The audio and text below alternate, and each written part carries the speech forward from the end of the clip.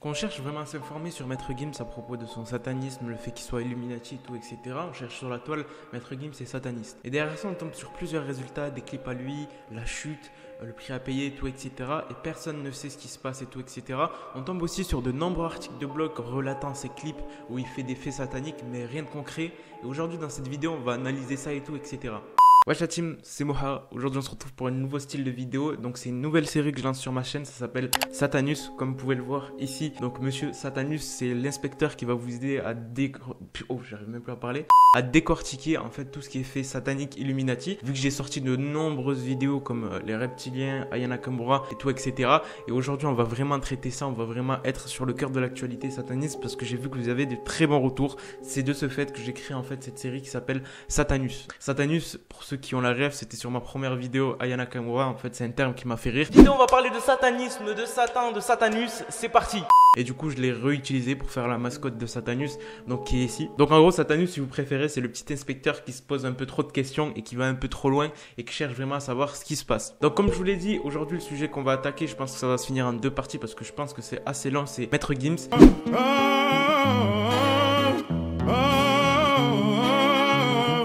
Ne t'inquiète pas, ça va bien se passer. Bien se passer, ne t'inquiète pas. T'inquiète pas. Hein? Ne t'inquiète pas. Donc Maître Gims, pour ceux qui ne le savent pas, c'est Gims aujourd'hui, ce n'est plus Maître. Il a décidé de changer ça, il n'aime plus qu'on l'appelle Maître, maintenant c'est Gims. Et il y a beaucoup de choses qui tournent et qui gravitent autour de lui à propos du satanisme. Beaucoup de vidéos sur YouTube, beaucoup d'articles de blog qui mentionnent qu'il est Illuminati, tout, etc. Il y a même beaucoup de vidéos YouTube qui sont sorties à son sujet à propos de, par exemple, je ne me rappelle plus comment ça s'appelle, Sapé comme jamais, où il y a des pyramides Illuminati et tout, etc. Mais concrètement, est-ce qu'il y a vraiment quelque chose?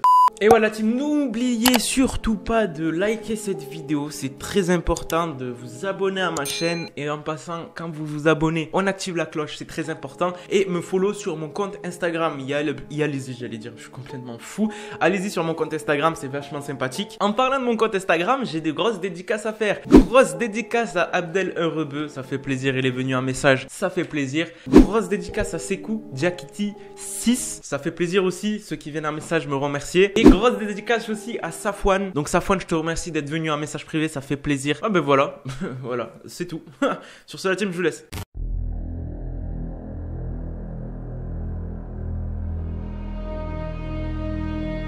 Donc, on va déjà commencer avec sa réponse à propos de son dernier clip. Dernier clip, il en a sorti bien d'autres, mais son dernier clip qui a marqué les gens à propos du satanisme et des Illuminati, le prix à payer. Et je vous laisse avec sa réponse, il va tout vous expliquer comment ça lui est venu cette idée et pourquoi les gens l'ont interprété de cette sorte. Métaphore, c'était une façon de retranscrire le show business.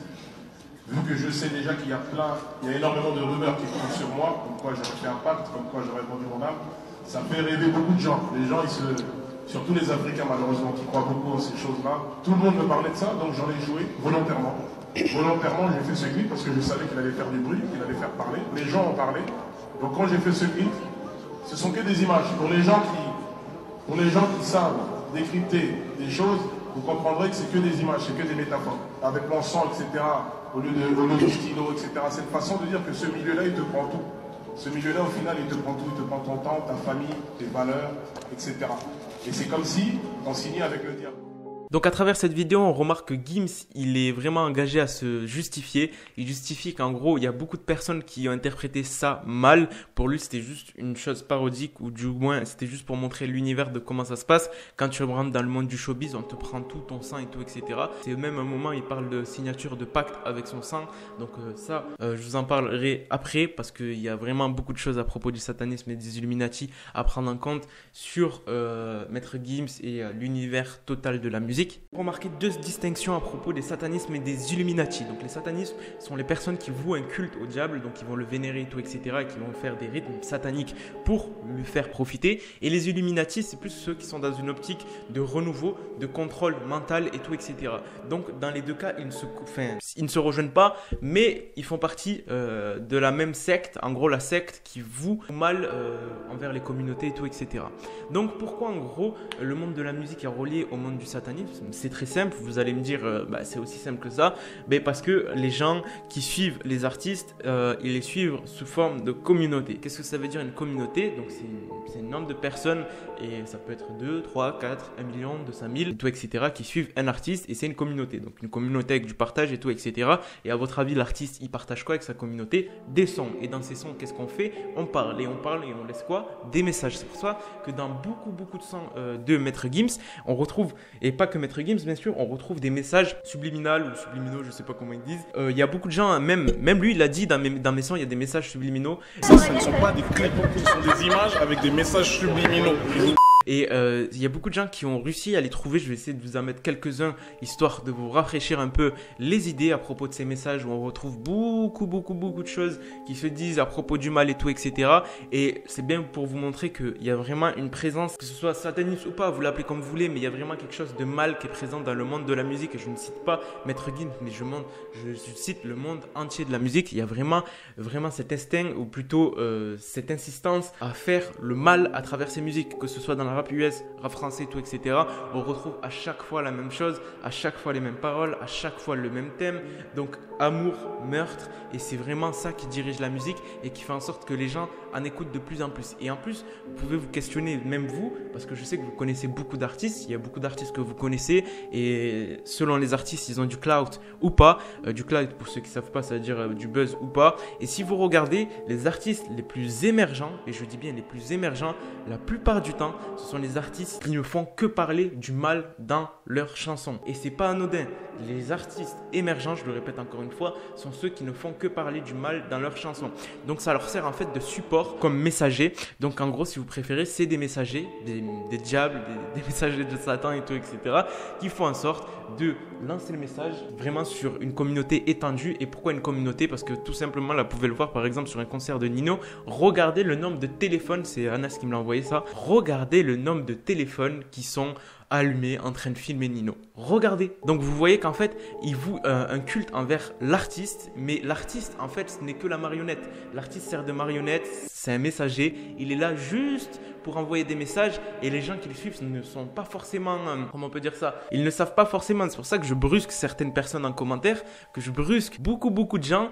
Quand je dis ça, il y en a beaucoup de gens qui se disent mais c'est un fou, qu'est-ce qu'il parle de satanisme, ça n'existe pas. C'est tout simplement des personnes qui n'ont pas eu en fait ce recul. En fait, ils ont en gros l'artiste devant le bout du nez et ils peuvent pas reculer. C'est ça le problème, et c'est ça qui fait en sorte que la musique, ça devient de plus en plus tabou de parler de ça, parce qu'il y a beaucoup d'artistes, et je dis beaucoup d'artistes, je vais vous mettre quelques exemples qui parlent du satanisme. On a Nicki Minaj et tout, etc., qui avoue même avoir passé des pactes. Il y a Lil Uzi Vert, comme Anas m'avait dit la dernière fois, qui avait dit en live, j'ai signé avec le diable juste pour vous. Roman is a crazy boy who lived in me, and he says the things that I don't want to say.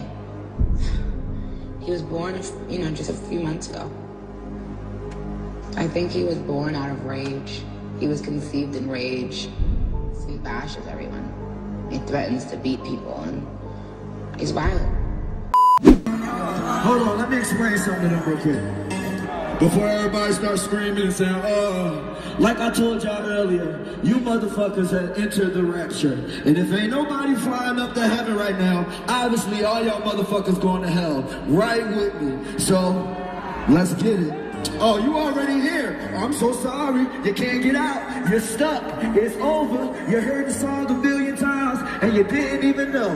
That's fucked up. But I still love you anyway. No, it's okay. It's whatever. You still love me? You do? That's why I love you, because you don't judge me. I love you. Donc en fait, il y a vraiment cette volonté de vouloir contrôler une communauté pour leur permettre en gros de passer un message, d'éteindre un message. Qui c'est qui envoie ce message, tu vois? Donc on va se retrouver pour la suite. On va retourner un peu sur le sujet de Maître Gims, parce qu'il y a beaucoup de gens qui s'intriguent et tout, parce que vu que ce que j'ai dit au début, ça va vous intriguer. Donc ce qui revient vraiment rarement, tout le temps plutôt, c'est pourquoi Maître Gims porte des lunettes. Donc il faut savoir que Maître Gims porte des lunettes depuis très longtemps, depuis la section d'assaut a priori, et qu'il y a beaucoup de personnes qui sont questionnées. Moi je rejoins pas cet avis, c'est pour vous prouver en fait qu'il y a des choses que je comprends dans le satanisme, les Illuminati et tout, etc.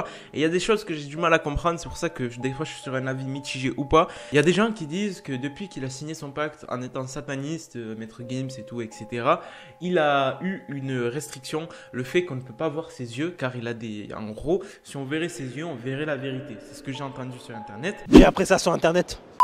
Et ce qui s'est passé, c'est que récemment, moi je pensais comme la personne avait dit, tu vois, je me renseignais et tout, etc. Mais ce qui s'est passé, c'est qu'il y a eu Maître Gims qui s'est permis de mettre un freestyle, ou du moins un morceau de chanson qu'il faisait dehors, sans lunettes. Et à votre avis, en gros, si il avait fait ça, techniquement, un pacte satanique où il n'avait plus le droit d'utiliser des lunettes, est-ce qu'il aurait continué à montrer des photos de lui sans lunettes, montrer une vidéo a priori en story? Non. Je vais vous mettre la vidéo tout de suite et vous allez vous en rendre compte. J'ai observé depuis l'époque des bénébis, Seigneur achève moi si j'ai la poisse corps, man Kennedy. Je tisse ma toile et je vise le sommet, moi je le vois de mon pied car faut que je reste, ça me démonte, ça me travaille. Moi j'ai vu le venin venir, les voix comme s'il faut les finir, stupéfiant, une star du rap et mon rêve là qu'il vénère. Et ensuite, j'ai eu encore une info à propos de Maître Gims aussi, parce qu'il y a beaucoup d'infos à propos sur le web, moi je suis en train de tous les traiter. Donc Maître Gims, en gros, aurait potentiellement eu un lien avec le diable, les Illuminati et tout, etc. après avoir quitté la section d'assaut. Je vous rappelle que Maître Gims a quitté la section d'assaut. Il devait faire encore, je crois, 2 albums chez la section d'assaut. Il a trouvé un vice de procédure, il a pu quitter ça. Et donc du coup, il n'était plus affilié à la section d'assaut. Je crois que dans la section d'assaut, il reste que Black M, ou du moins dans le label de la section d'assaut, il ne reste plus que la Black M. Je sais qu'ils sont en train de se restructurer, qu'ils vont revenir les nouveaux rois et tout, etc. Et analyser le nom, le retour des rois, je crois c'est ça, ou je sais plus, et analyser ça. Donc, enfin bref, là où on va revenir, c'est que j'ai eu des grosses informations, je ne sais pas, mais je ne sais pas si c'est vrai, mais Maître Gims aurait quitté la section d'assaut pour pouvoir se développer, ça c'est sûr, ça on le sait tous, pour pouvoir se développer et devenir ce qu'il est aujourd'hui. Donc jusqu'à là on est d'accord.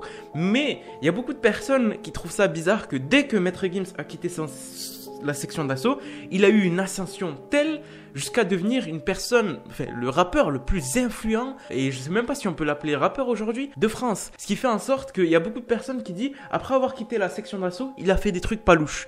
Donc jusqu'à là, en gros, pour tous ceux qui suivent en fait la vidéo et tout, etc., et tous ceux qui pensaient ça, la section d'assaut, en fait, ça a été l'élément déclencheur qui a donné le goût du showbiz à Maître Gims, et ensuite en se disant, si j'approfondis ça, derrière ça, en faisant des pactes et tout, etc., je vais connaître la gloire ultime, la gloire qu'il a actuellement. Donc ça, c'est une grosse info que j'ai trouvée sur internet. Personnellement, je n'y crois pas trop. Cette fois-ci, moi je vous la donne, mais personnellement, je n'y crois pas trop. Même si son ascension, elle a été fulgurante, vous pouvez le voir dès le moment qu'il a quitté la section d'assaut jusqu'à arriver être le rappeur mainstream de France. Il faut savoir que c'était un rappeur mainstream, tout le monde l'écoutait, tout genre l'écoutait, parents, enfants et tout, etc. Mais c'est quand même incroyable de se faire écouter par tout le monde, sachant que c'est un rappeur. Quand t'es rappeur, t'as du mal à être entendu par tout le monde. Donc voilà, jusqu'à là, en fait, Maître Gims aurait connu en fait son ascension après ça. Donc sur ce la team, je crois on va finir avec la première partie. Je vous laisse un peu ce petit goût, tu sais, dans la bouche, le petit goût sucré. C'était Moha, je vous laisse. N'hésitez pas à mettre le like des familles, ça fera entièrement plaisir. Et je vous laisse. Peace.